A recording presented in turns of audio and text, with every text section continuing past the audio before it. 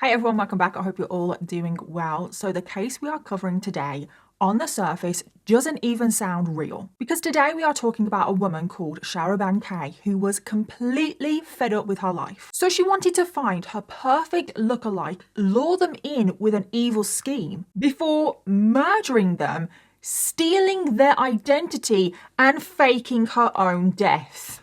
Yeah, it doesn't sound real, does it? It sounds like a crazy drama. And how was Sharaban going to find her perfect lookalike? Well, she turned to social media, and in particular, social media influencers. Sharaban was narcissistic, she was evil, she was manipulative and scheming, and she truly thought that this grand plan that she had was going to work. But would she follow through with her sick and twisted plan? Would she get away with it? How was she going to do it? Well, that is what we are going to talk about today, so let's jump in. Before we get started, I just want to give a huge thank you to today's sponsor, and that is ExpressVPN. And ExpressVPN, where do I even begin? This is a service that I could not live without now. I don't know about any of you, but I feel like nowadays I just keep getting more and more concerned about my security using the internet, which is why I make sure that ExpressVPN is on at all times. Because with ExpressVPN, my internet traffic is encrypted and rerouted through ExpressVPN's secure servers. I know I'm completely protected. It just makes me feel so much better and safer when I'm using the internet, especially when I'm out and about. Like whenever I'm traveling around the UK, working out of a coffee shop, for example, connecting to public Wi-Fi's. And I 100% recommend all of you going and checking ExpressVPN out. It is 100% a service that you should all be using, especially if you are out and about connecting to Wi-Fi all of the time. And it's just so easy to use. All you have to do is just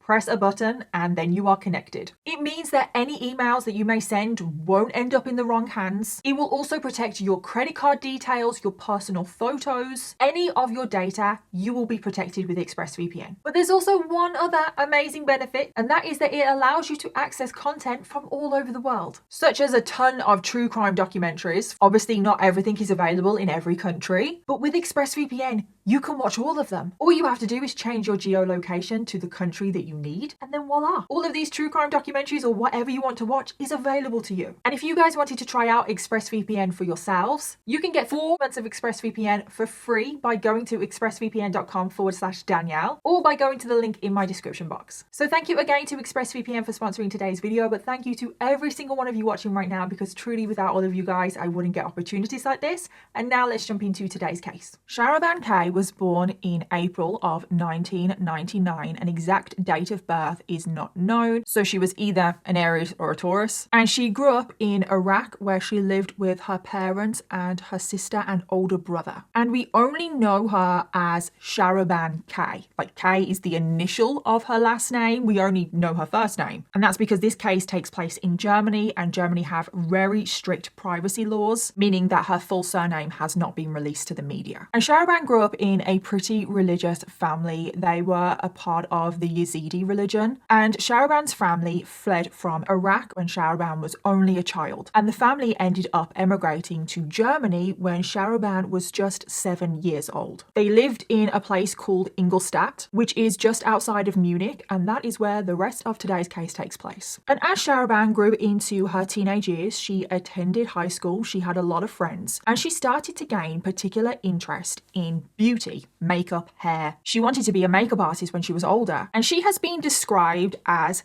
stereotypical Gen Z, like whatever that means. I think we all know how stereotypical the media can be when reporting on these cases, but I think it was because Sharaban spent most of her time on social media. She had a particular love for especially Instagram and YouTube, and she grew up watching beauty bloggers on YouTube. It's also said that when she was a teenager, her personality really started to develop and bloom. She became a very outgoing, very confident person. It is also said that Sharaban liked to be the center of attention, and it is also said that she could be quite a handful for her parents. She definitely was a little bit of a rebel. She would go out on the evening without telling her parents where she was going, and she would just disappear. Her parents didn't have a clue where she was sometimes. She became very argumentative. She was just always going against her parents' rules. And it is also said that Sharaban had a tendency to dramatize everything. She was one of those kind of people. And it is also reported that when Sharaban was between the ages of 15 and 16, she also displayed quote, a lot of seductive behaviour. It really, really annoys me when anybody but traditional media describe a child, because that is what she is at this point, 15 or 16, as seductive. No, no, no, no. I don't care what the hell Sharaban is doing. Can we stop sexualizing children? It probably just means that she might have had a few boyfriends.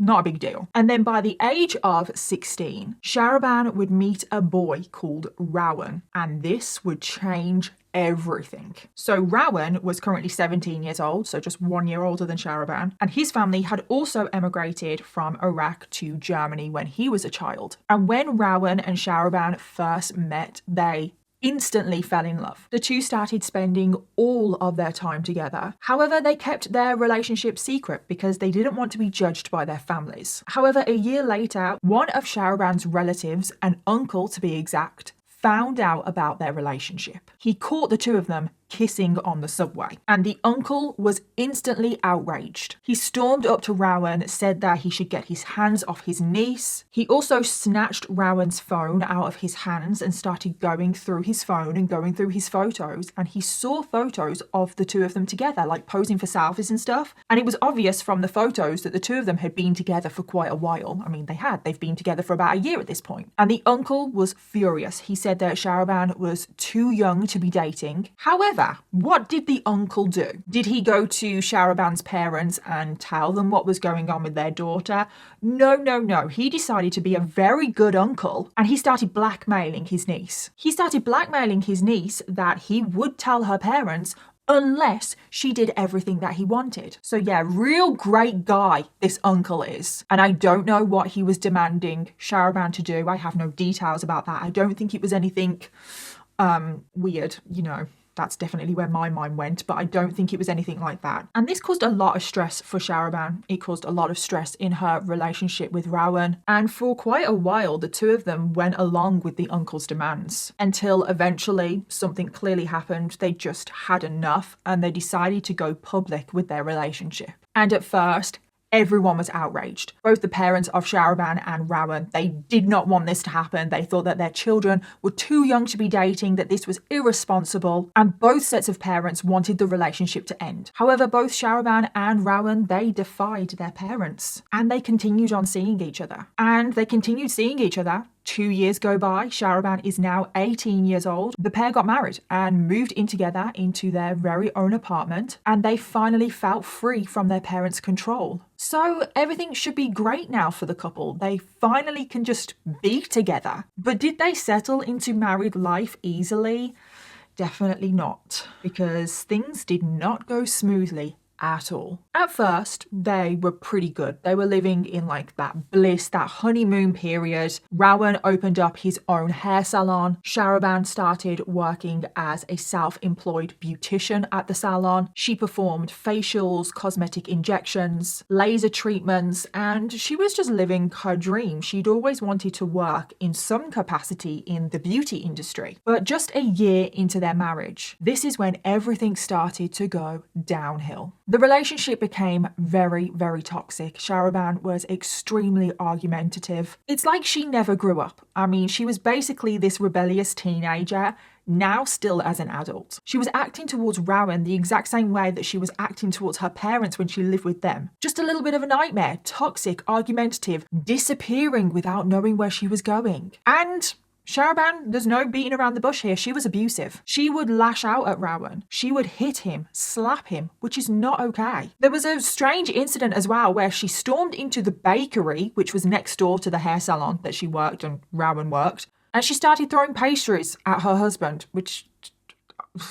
imagine seeing that. Sharaban also became incredibly jealous. She couldn't stand the thought of Rowan being around other women. She would be constantly screaming and crying about how she didn't trust him. Was he having affairs? She was just jealous. And like I said, she has a flair for the dramatic, so I think we can all picture how this would be going. And it was just toxic through and through. And then the pandemic happened. The couple were forced into lockdown. They were forced to spend 24 hours every single day together. Now you would think that that would make the relationship worse, but it actually didn't. The couple seemed to get along and things seemed to be okay for a while, which is definitely shocking. But then A year after the pandemic, the restrictions, everything, the lockdown got lifted. Shahraban is currently 21 years old. She had recently just passed her driving test and she got herself a car for the very first time, which was a black Mercedes. And Rowan said that as soon as this car came into their lives, their entire relationship started to fall apart, which definitely sounds dramatic, doesn't it? Like, how the hell does a car make a relationship fall apart? But it wasn't technically the car, it was the freedom that the car gave Shahraban, because Shahraban now started to disappear without telling her husband where she was going, which is exactly what she did as a teenager to her parents. But now she has a car, she can go pretty much anywhere. And she would disappear in the middle of the night and not come home. And what was she doing? Well, she was repeatedly cheating on her husband with multiple different men. And she had one affair with a man named Jakob, and it became pretty serious. And she started seeing him regularly, all the time, in secret, of course, and she was obsessed with him. She literally messaged him tens of thousands of times in the span of a few weeks. So when I say she was obsessed with this man, that would be an understatement. Until eventually, when Shahraban was 22, she fell pregnant with this other man's child, which was definitely a surprise to everyone involved. And this is when the details of the affair came out to her husband. And as you can imagine, things did not go down very well. The two got into a massive argument. Things became very heated. Rowan was understandably outraged, but Shahraban just didn't care. She had no emotion, no remorse, nothing. She still lashed out at her husband anyway, even though she's the one in the wrong. She started to become incredibly violent with her husband. She whacked him over the head with a heavy object, smashed his face full force into a mirror. She even tried to run him over in her beloved car. And I'm just absolutely speechless. She's the one cheating here. She's the one that is in the wrong, and she has the audacity to react like this. Like I said, narcissistic, never taking responsibility for anything that she does. However, Rowan didn't want Shahraban to go through with the pregnancy, and this is when Rowan's brother gets involved, which I don't understand why he's getting involved, but Rowan's brother starts threatening Shahraban to get an abortion or else. And in the end, this is exactly what Shahraban did. She gave in to her brother-in-law's demands and she terminated the pregnancy. However, tensions in the relationship did not die down from there. To be honest, I'm surprised that they're even still together, but they are. And the violence only continued to get worse. Shahraban also now had a huge disdain for her brother-in-law because she blamed him for the abortion. And things got so heated on one occasion, Shahraban got hold of a taser, broke into her brother-in-law's home, and electrocuted him in the neck. The brother-in-law collapsed on the floor screaming, and the whole time Shahraban was just shouting, "Yes, yes," and she had this huge smile on her face. And following this violent act, this is when the relationship between Shahraban and Rowan did completely break down now. Rowan took out a violence protection order against his wife, and then they started talking about divorce. Now, during this divorce process, the talks, Shahraban did move back in with her parents. However, her parents were against the divorce, which is just crazy. They didn't want their daughter with Rowan in the first place, but now they're against the divorce. It's like some people just shouldn't be together. And these two are a perfect example of people that should not be together. But Shahraban's family thought that if their daughter got divorced, it would bring shame onto the family. They were worried that they would be socially ostracized because of the divorce. So Shahraban and Rowan entered into a mediation process. I think they were trying to work things out to try and stay together. Both sets of parents were also there during the process. Both sets of parents were against the divorce completely. Things did not go well. Things got very, very heated between everybody. Everyone blamed each other. Shahraban's parents blamed Rowan for the breakdown of the relationship. Rowan's parents blamed Shahraban. Shahraban's dad even said to Rowan's dad, quote, "If my daughter gets divorced, I will kill you. That is how much both parents were against this divorce. They are that against it that Shahraban's own dad is threatening to kill somebody else if they get a divorce. However, in the end, the mediation broke down. There was just no way that this couple could stay together. And in the end, everyone agreed that divorce was the only option. Now, after the divorce, Shahraban now felt completely lost. She just didn't know what to do. And over the few weeks after the divorce, she started displaying some very strange and concerning behavior. First of all, it seems like she wasn't allowed to move back in with her parents. Now, I say it seems because I cannot confirm that, but it's possible that maybe she was shunned by her parents after the divorce because she didn't move back in with her parents. She was actually just living out of hotels and her car. It seems like she was spending most of her time just driving around in her Mercedes. And this is when Shahraban started hanging around some shady, dodgy places and shady, dodgy people, i.e. criminals. And then, because this is a good idea, Shahraban started befriending these criminals. She started sleeping around with a lot of the men that she was forming relationships with, and it wasn't too long until she got involved with drugs and also other criminal activity. She started committing petty theft. She would steal food and money from nearby stores. There was one time where she crashed her beloved Mercedes into a fence during a getaway. She also got involved in fraud. She would produce fake coronavirus test certificates and sell them on. There was even a time where it was found that she had indecent images of children on her phone.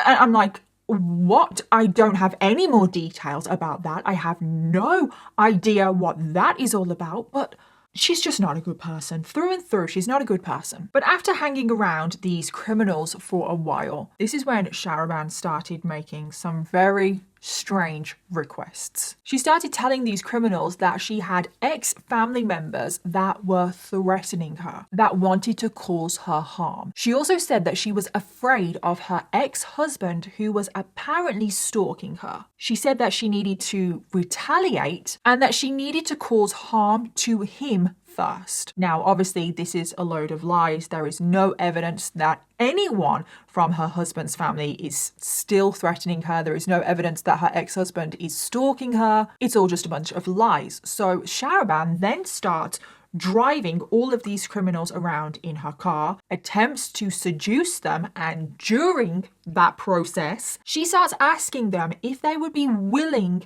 to kill for her. Yes, that's right. Shahraban is expressing thoughts of wanting to kill somebody. And thankfully, most of the men that she was seducing and asking that question to, thankfully, most of them said no straight away. Until one man finally said yes to Shahraban's request. And this is when her very first murderous plan starts to unfold. And the man that said yes to Shahraban was a man named Volkan. And he asked Shahraban, "Who do you want me to murder?" And who did Shahraban want to murder?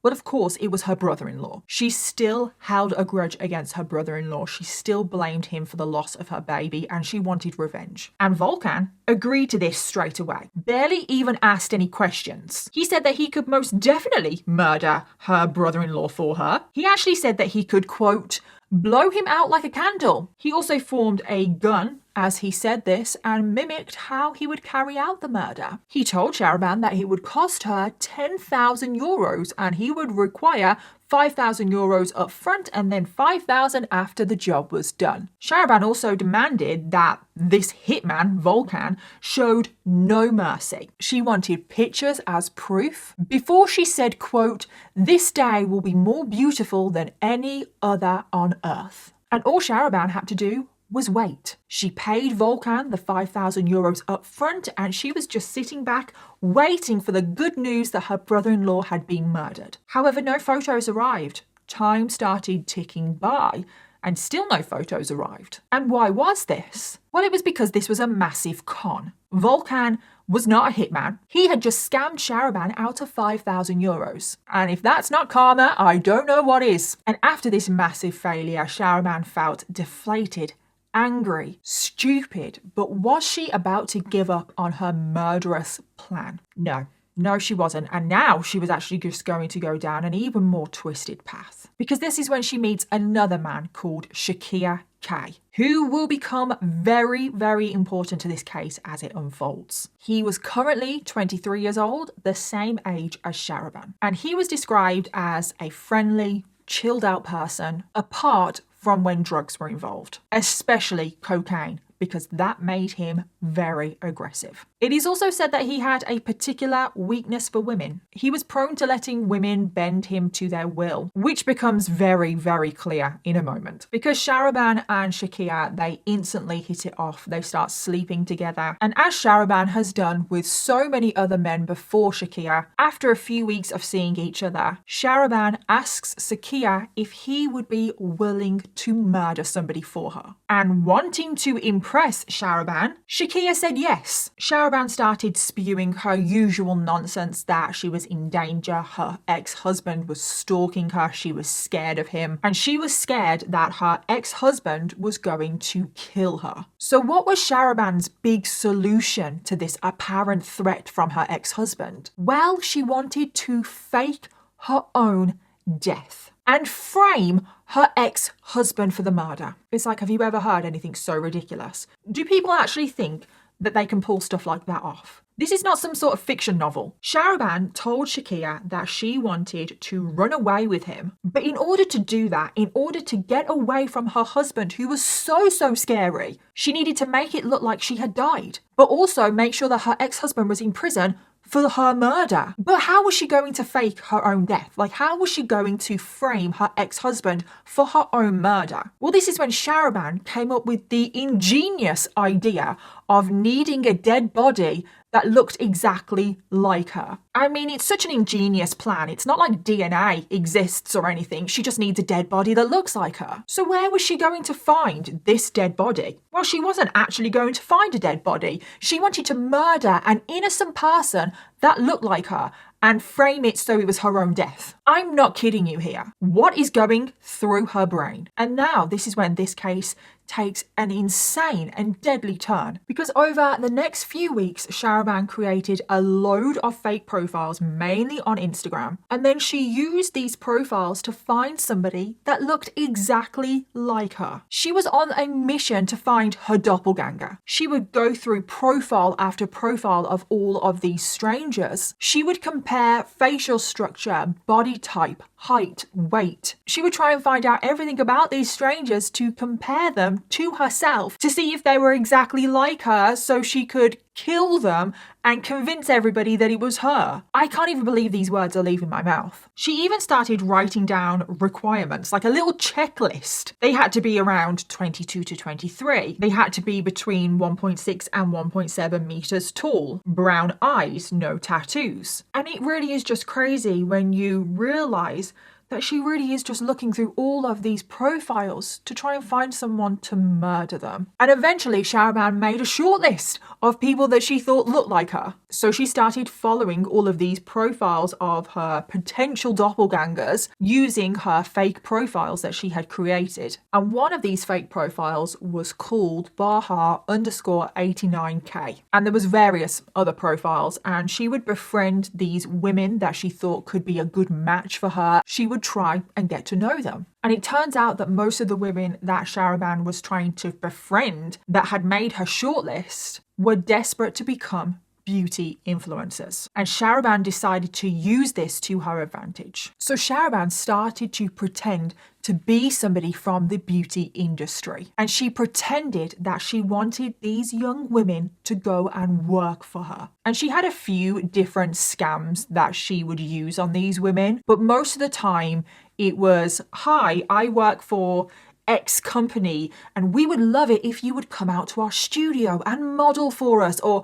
we would love it if you came out to our salon and had some beauty treatments on the house as long as you post about it. And an example of a message that she would send to these women was, quote, "Hi love, would you like to take part in a music video? You have very good charisma. You will be paid well. You don't have to do much. I would be happy if you get in touch. Best wishes, Baha." Now, I remember when I first started out on Instagram posting makeup content. Even on YouTube, I would get messages like this all of the time. Not necessarily about music videos, but I would get messages that were so obviously scammers all of the time. I still do to this very day. And if you are on social media, no matter what size you are, you will be familiar with messages like this. And it is just terrifying who could be on the other end of those scams. And when these young women would receive these messages from Sharaban, they would be instantly intrigued because they were trying to be beauty influencers. They could see that they had a message from someone who claims to be from the industry, and they were jumping at every possible opportunity that was coming their way. And in total, there was approximately 20 women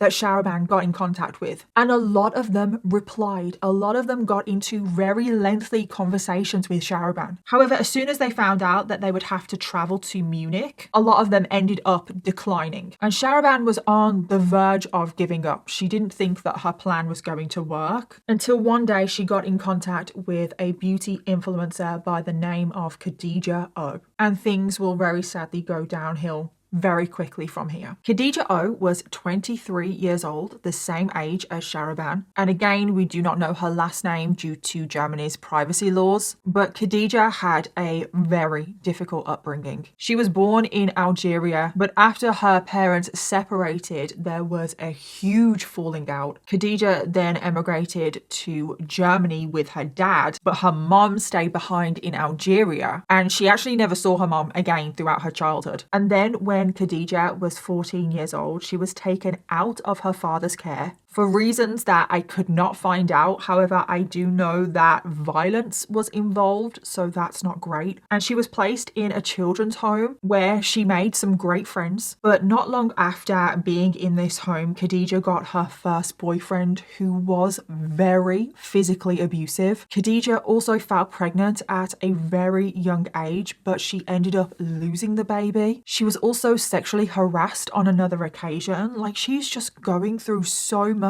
and she is so young. Things must have been incredibly tough for her growing up. But despite this, she was described as a bright, cheerful, loving young woman. She was extremely loyal to her friends, and the girls that she grew up with in the children's home, she classed as her sisters. And now at the age of 23 years old, Khadija was currently working as a waitress, but she had dreams of becoming a beauty influencer. She was obsessed with the beauty industry. She followed people on beauty YouTube, Instagram, and she even started posting her own tutorials on TikTok and Instagram. And then in August of 2022, Khadija was contacted by a stranger claiming to be in the beauty industry. And this person had an amazing opportunity for her. And this is when Khadija's life would get turned upside down. Because who was this stranger contacting her on social media? Well, of course, it was Sharaban. Sharaban was using one of the fake profiles. She contacted Khadija and claimed she had an amazing opportunity for her. And what was this opportunity? Well, apparently, Khadija was going to be the perfect person to star in a famous rapper's music video.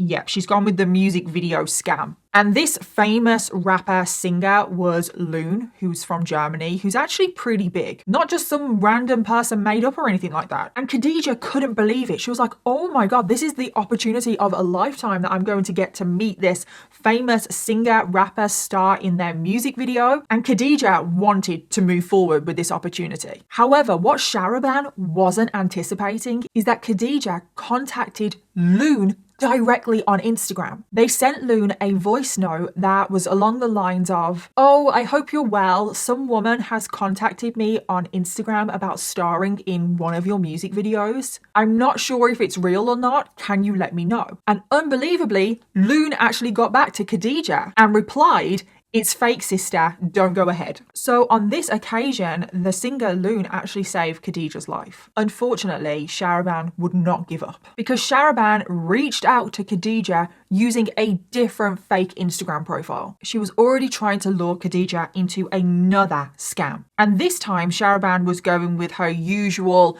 beauty influencer scam. So Sharaban contacted Khadija and offered her free laser treatment at her salon in exchange for posting on social media about the salon. And because Khadija was really desperate to become a beauty influencer, she thought that this was a great opportunity to get some exposure, and she instantly said yes. Shahriban started giving Khadija all of the details, saying that she was going to receive a laser treatment that would usually cost 2,600 euros. So Khadija was getting an amazing deal. All Khadija would have to do in return is travel to the salon and then post about it on Instagram. Shahriban sent over the address of the salon, and she actually sent the address of her ex-husband's salon because she wanted it to seem legitimate. And Khadija lived 100 miles away from the salon. But Shahriban said, "Oh, don't worry about that.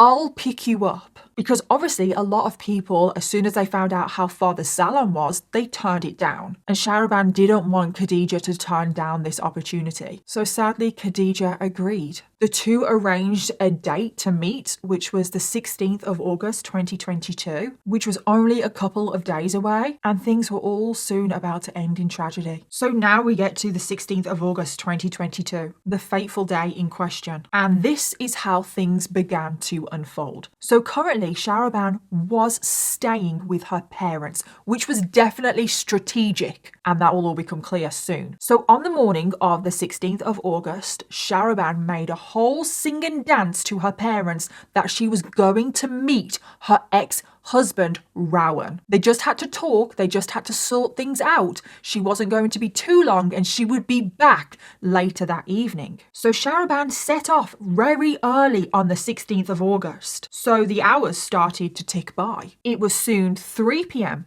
then 5 p.m, then 7 p.m, and then 10 p.m. And Shahriban's parents were very, very concerned.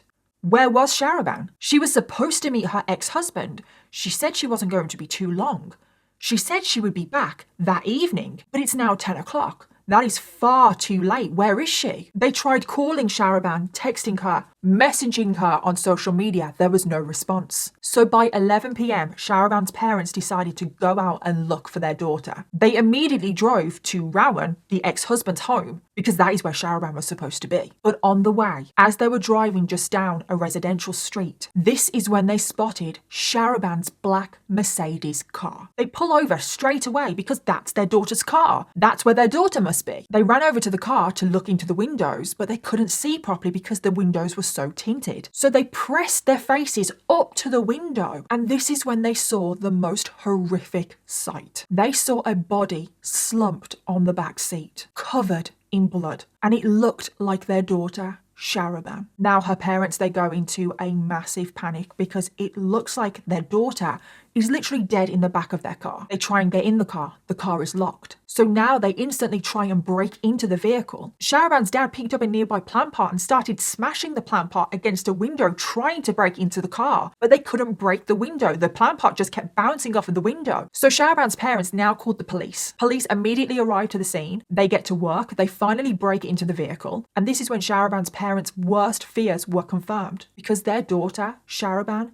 was dead in the back seat of her car. But not just that, their daughter had been stabbed over 50 times. There were stab wounds all over her chest, neck, back, but especially her face, which had been completely disfigured by knife wounds. Paramedics were on the scene, and moments later they pronounced that the young woman in the backseat of the car had lost her life. Shahriban's parents broke down in tears and they were just completely distraught. Police immediately start an investigation and they start to try and figure out who could commit this brutal, horrific, cold murder. And this is when her parents had a revelation for the police, and that there was somebody that maybe would want Shahriban dead, and that was her ex-husband, Rowan. That was who Shahriban was supposed to meet on that day. He was the last person to see her alive. They had argued, they had a very messy divorce, there was threats of violence from both sides. It makes sense that the ex-husband, Rowan, was suspect number one. So police immediately set out to find Rowan.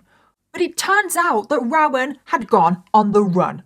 Yeah, you heard that right. Rowan had heard about Shahriban's murder from friends or family and knew that he would be suspect number one. So he fled and he went into hiding, which is not a good look. definitely makes him look guilty. So the next day rolls around and the police are still looking for Rowan. However, something would happen that would blow everyone's mind because the murder of Sharaban had made it to the news. There was news coverage about Sharaban being found in her car and she had been stabbed to death. But after this media report went out, this is when locals started phoning the police claiming to have seen Sharaban that very day. And it's like, what? You have seen Sharaban?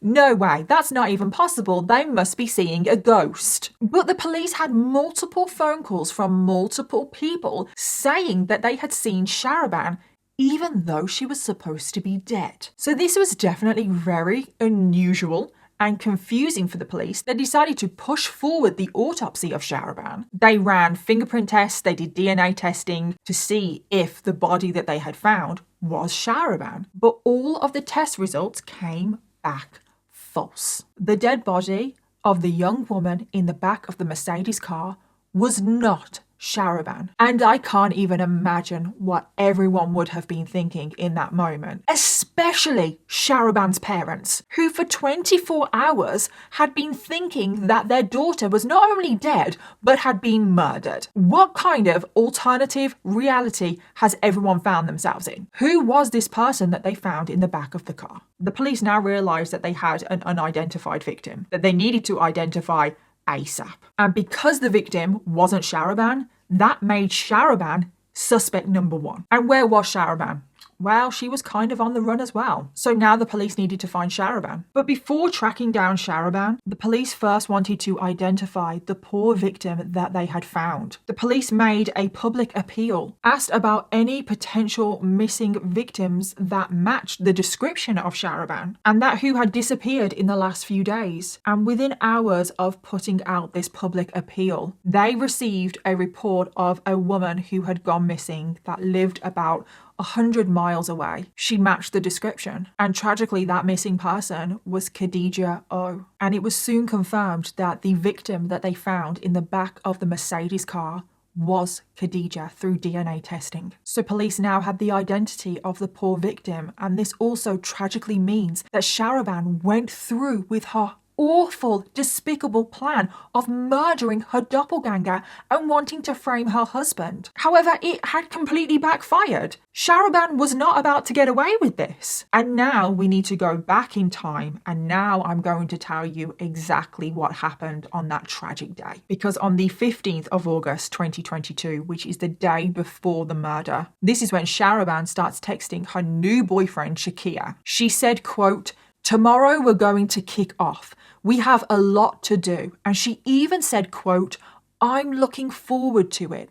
She's looking forward to murdering an innocent person. She then sent her boyfriend Shakia another message later that day and offered him 80,000 euros to murder Khadija. And Shakia, he agreed to the murder plan. And this is when their awful plot began to unfold. Because on the 16th of August, Sharaban, if you remember, she was staying at her parents' house, which was very strategic. She wanted to plant the seeds with her parents that she was going to see her ex-husband. But what she actually does when she leaves her parents' house is she goes and picks up her new boyfriend, Shakia, and then they set off on the 100-mile long trip to go and pick up Khadija. Now, Khadija thinks that she is just being picked up to receive free beauty treatments. They arrive at Khadija's home at around 7 p.m. Sharaban knocks on the door, introduces herself as the salon owner, and Khadija, being the kind and trusting person that she is,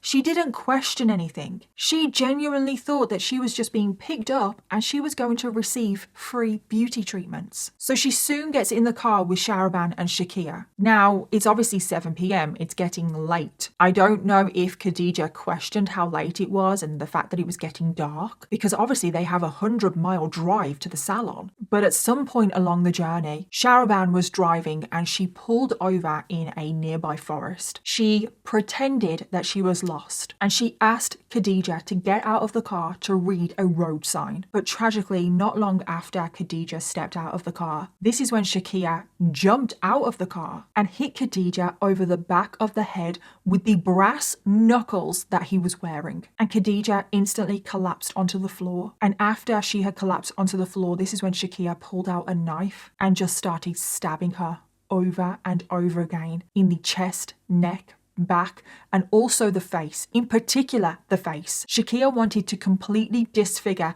Khadija's face because they were obviously trying to make it look like Khadija was Sharaban. And in total, Shakia stabbed Khadija 56 times, which is unbelievable to stab someone that many times. And it's just crazy that Shakia has just agreed to murder somebody for a woman that he's only known for, what, a matter of weeks? And after this brutal attack, this is when Khadija lost her life, which is just so heartbreaking. This young woman just thought that she was accepting an opportunity that was going to advance her career, that was getting her on the right track. And she trusted these people, and they took advantage of her and murdered her in the worst way imaginable. And then after this brutal attack, Sharaban and Shakia placed Khadija's body in the back of the Mercedes, drove to a street that was near her ex-husband's home, and just abandoned the vehicle, where she planned for her own parents to find. That itself is sick. That Sharaban planned for her own parents to find her dead body. This whole thing, everything about it is sick. So now we get back to the day after the murder. It's currently the 17th of August 2022. The police have now realized that it's Khadija who is the victim, and it's now Sharaban who is suspect number one. So obviously police have had loads of calls from the local area of people saying that they have seen Sharaban. However, at this point, it seems that Sharaban has failed on one critical part of her whole plan. She did not go into hiding. And I'm just like, what the hell? Her whole plan, her whole big plan was to fake her own death, frame her ex-husband. But if you are going to fake your own death, you need to disappear. But she didn't. After she has murdered an innocent woman, she just goes about her life as normal. She is seen walking around the local area, going into shops, and I'm speechless. I don't understand what is going through her head. And if Sharaban had gone into hiding, would her plan have worked?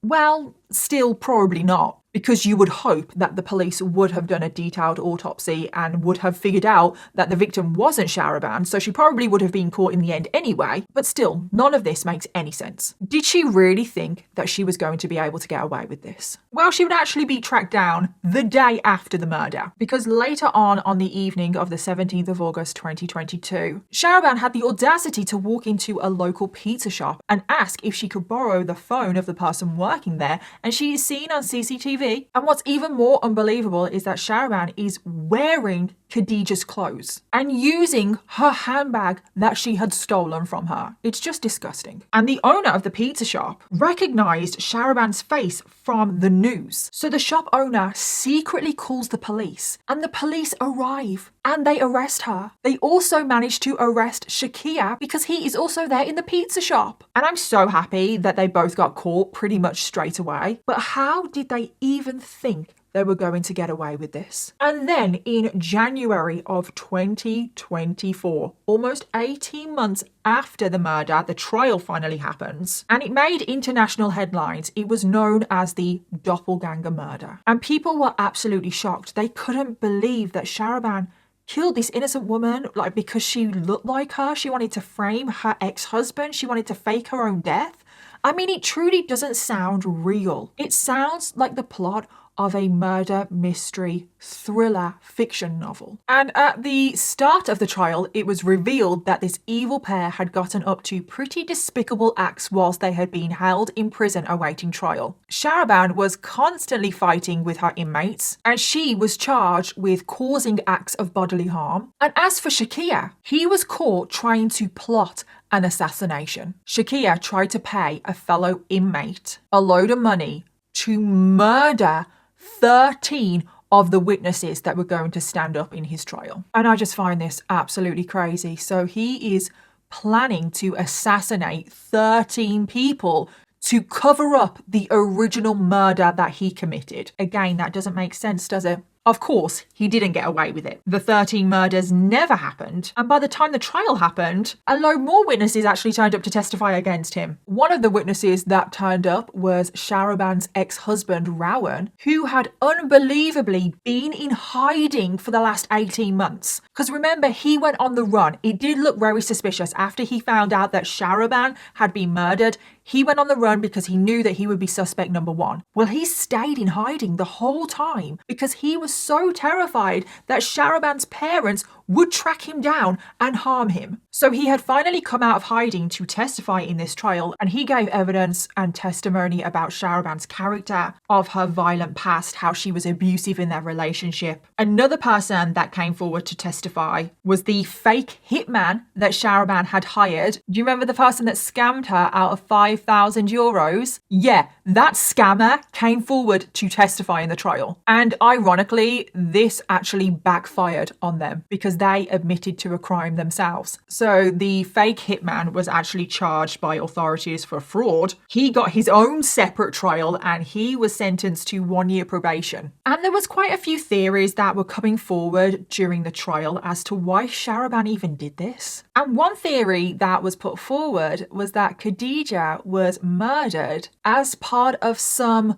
magic love, potion spell thing, like sacrifice, and Shahraban was the one to cast this spell because a load of weird pieces of paper were found in Shahraban's car that had weird love spells written all over them. So that was a theory. I don't know why people thought that, but it was quickly dismissed. And eventually Shahraban took the stand herself and she spoke in a quiet, timid, girly voice. She wanted to come across as innocent, that she would not be capable of something like this. And she blamed the whole thing on her new boyfriend, Shakir. She said that she had no idea what Shakir was planning on that evening, and that during the car journey, Shakir had pulled out a knife and had threatened Shahraban just like he threatened Khadija. But this story, her defense, completely fell apart because the prosecution had so much evidence to contradict it. And the trial dragged out all the way to December of 2024. There were so many stops and starts, so many delays. However, in the end, even though the trial took forever, which must have been absolutely torturous for Khadija's family to have to go through a trial that long, but thankfully in the end, the evil pair, Shahraban and Shakir, they were both found guilty and they were both sentenced to life in prison. But the main tragedy of this whole case is the victim, Khadija, and I now want to end this video remembering her. Khadija O was described as a sweet, caring and loving young woman who had dreams of making it big in the beauty industry. She was fiercely loyal to her friends, especially those she saw as sisters. She would do anything to help them, and in the end, these friends